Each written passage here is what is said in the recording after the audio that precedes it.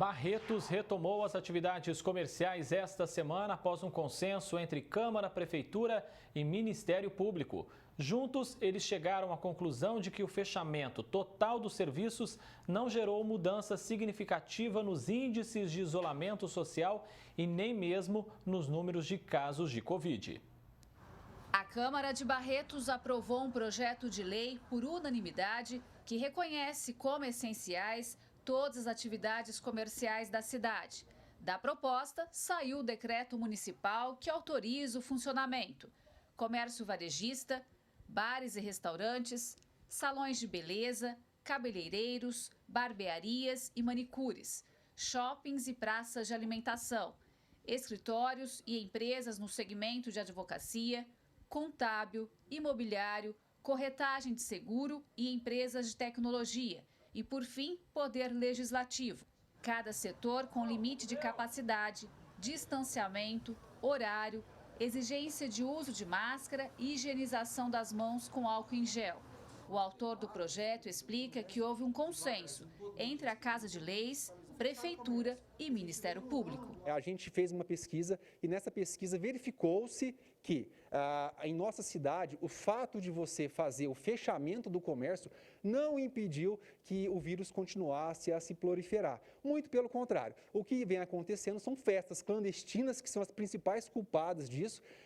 Vemos recentemente agora no jornal que vinculou na cidade, onde estudantes universitários do curso de medicina fizeram 2 festas clandestinas nos finais de semana, um ato totalmente irresponsável, inadequado e, ao meu ver, sem qualquer moralidade, e fizeram isso. Foram multados, consequentemente, mas são estudantes que atendem as pessoas com Covid nos hospitais. Da parte da saúde, o que também foi levado em consideração para a reabertura das atividades é que mais de 15% da população já recebeu a primeira dose da vacina e 8% a segunda. Além disso, mais de 8% dos moradores tiveram a doença e estão curados. E no total, 23% ou estão imunizados pela vacina até agora ou tiveram contato com o vírus. Então, se a gente traz para a nossa realidade, sendo que o município tem mais de 23% da nossa população que já teve contato com o vírus, já tem algum tipo de imunização.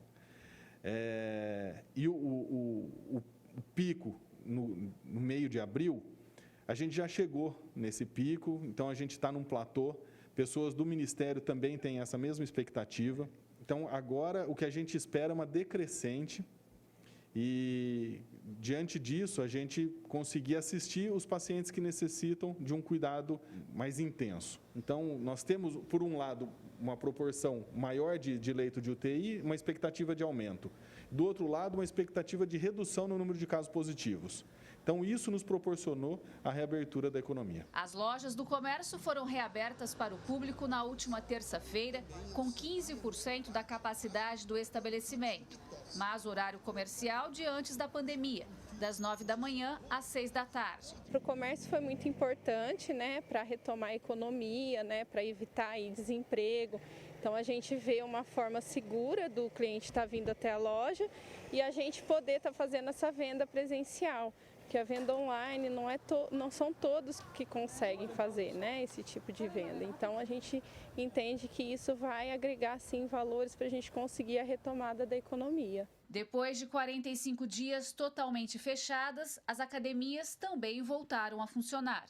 Agora, com agendamento dos alunos para controlar a capacidade de lotação, distanciamento entre os aparelhos, uso de máscara e demais protocolos sanitários. É um começo e a gente já não tinha mais o que fazer, precisava voltar. Tem aluguel, tem água, tem luz, tem tudo para a gente honrar. Muito professor já está desempregado na cidade, a gente está passando por um momento muito crítico. Os salões de beleza também estão atendendo, por enquanto de segunda a sexta-feira, das 9 da manhã às 6 da tarde. E devem ter divisórias em acrílico para manter o distanciamento entre os clientes. A regra é uma pessoa por profissional. Uma volta muito importante. A gente vem dos 45 dias fechado, sem entrar nenhum rendimento e a gente tendo o gasto normalmente de todos os meses para ter que pagar. Um período muito difícil. Muito difícil mesmo. Eu já pensei várias vezes em fechar, em desistir desse meu sonho, que foi um sonho de 16 anos. que a cada dia que passa eu estou vendo ele se acabar a cada dia. É muito triste isso para mim, porque eu lutei muito para ter ele. Os bares e restaurantes podem funcionar com 15% da capacidade, 4 metros entre cada mesa e até 4 pessoas por mesa. O horário é até às 9 horas da noite. Eu acho que é um start. Nós estamos encarando dessa forma. O ideal não é esse, mas eu acho que tudo tem que ter um começo e eu acredito que o segmento tende a melhorar baseado nessa reabertura. As celebrações religiosas voltam hoje presencialmente, também com capacidade limitada e demais exigências de higienização. Isso é uma grande vitória. Eu acredito que nós estamos dando um passo para a gente vencer não só essa pandemia, mas também o estado social que se encontra a sociedade. Para mim é muito importante, como pastor, retomar as atividades religiosas. Gislene Lopes, de Barretos, para o Jornal da Clube. Agora, ao vivo, Ximene Osório traz mais informações. Ximene? A gente viu aí que houve uma união em Barretos entre Prefeitura, Câmara, Ministério Público e representantes dos setores. Boa tarde, doutor Otton. Esse é o melhor caminho para que a flexibilização seja uma realidade em outros municípios também? Boa tarde, Ximene. Boa tarde a você que nos assiste. Sim, esse é um grande exemplo, inclusive, em primeiro lugar, parabenizar a população de Barretos que conseguiu esse engajamento, mobilizou sua classe política, sua Câmara Municipal, a Prefeita Municipal e assim obteve uma flexibilização que, na verdade, é tornar mais razoável esse momento em que nós estamos vivendo. Isso ocorreu porque Barretos simplesmente constatou, os técnicos da cidade constataram que as medidas com o fechamento total de atividades não produziam resultados, não ajudavam a conter o avanço da doença e, além disso, essas medidas criaram uma série de problemas, com demissões em massa, desemprego e, assim, com esse entendimento, agora foi possível uma melhor calibragem dessa situação. Quando a cidade passa a ter uma lei municipal que torna todos os serviços essenciais, é mais difícil que essas medidas sejam derrubadas mais na frente? É mais difícil porque agora essa sistematização ela está ancorada pelo princípio da legalidade, mas o que tem acontecido no estado de São Paulo, quando medidas desse tipo são tomadas por município, e aqui é um ponto importante para chamar a atenção. O Procurador-Geral de Justiça, que é o chefe do Ministério Público, ele usualmente judicializa essas leis. Ele ingressa com uma ação direta de inconstitucionalidade, visando a declaração de inconstitucionalidade, assim sustar os efeitos dessa lei. Aconteceu no último mês algo desse tipo em Itápolis, no ano passado o mesmo ocorreu em Marília, também em Bauru, mas o ponto é, os municípios precisam seguir tentando, precisam tentar resguardar a sua competência, a sua autonomia, porque a Constituição Federal é muito clara, legislar sobre assuntos de interesse local é competência dos municípios. Aqui mesmo em Ribeirão Preto, uma lei municipal que decretava que as academias eram serviços essenciais foi derrubada mesmo na Justiça.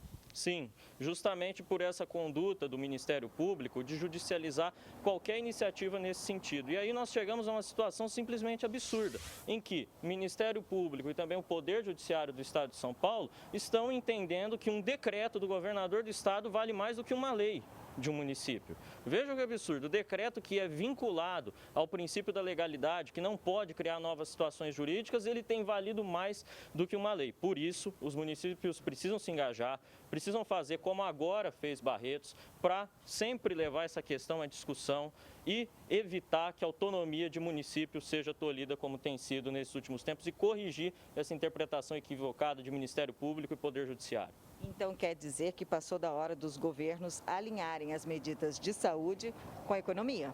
Sim, na verdade foi criada uma falsa dicotomia entre essa questão de saúde e economia, porque são temas correlatos, absolutamente correlatos. Pensemos no seguinte, o que Barretos constatou diante dessa situação? Que o fechamento total do comércio ajudou, inclusive, a piorar a situação de saúde. E isso é um questionamento que começou a ser feito em estudos internacionais. Houve um estudo publicado no início do ano pelo Jornal Europeu de Investigação Clínica, fazendo exatamente esse apontamento, um levantamento estatístico em vários países do mundo, e que quando acontecia o lockdown, a situação até mesmo de disseminação do vírus piorava, porque as pessoas ficam aglomeradas em casa e isso dificulta a circulação de pessoas e assim leva a um problema. sem contar os outros reflexos dessa situação, que Barretos também constatou: demissão em massa, problemas sociais, desemprego, fome, e tudo isso deve ser considerado pelo gestor público para fazer a melhor calibragem, conseguir um equilíbrio como Barretos fez, porque a atenção às normas de biossegurança, aos protocolos de saúde, continuaram. E assim, eles fizeram várias ressalvas a como deve funcionar o comércio com limitação de pessoas e distanciamento. Inclusive, a Prefeitura também cita que não houve mudança significativa nos índices de isolamento enquanto o comércio esteve fechado. Quer dizer que essas medidas acabaram favorecendo o clandestino enquanto os legais não poderiam funcionar? Exatamente isso. É essa situação que acaba ocorrendo quando se faz uma medida de fechamento total do comércio, porque o isolamento social não consegue chegar ao índice adequado e a Prefeitura não vai conseguir também coibir, e tem dificuldade de coibir, essas outras ilegalidades, as aglomerações, que inclusive foram ressaltadas no decreto também e na lei de Barretos, para que haja multa em relação a isso e que se consiga fazer o funcionamento do comércio dentro das normas corretas e assim preservando os outros setores da cidade, conquistando um equilíbrio e melhorando a situação social e também de saúde em Barretos. Muito obrigada, Otton, pela sua participação aqui no Jornal da Clube. E daqui a pouco eu volto com outras informações. André. Obrigado, Ximene. Até já.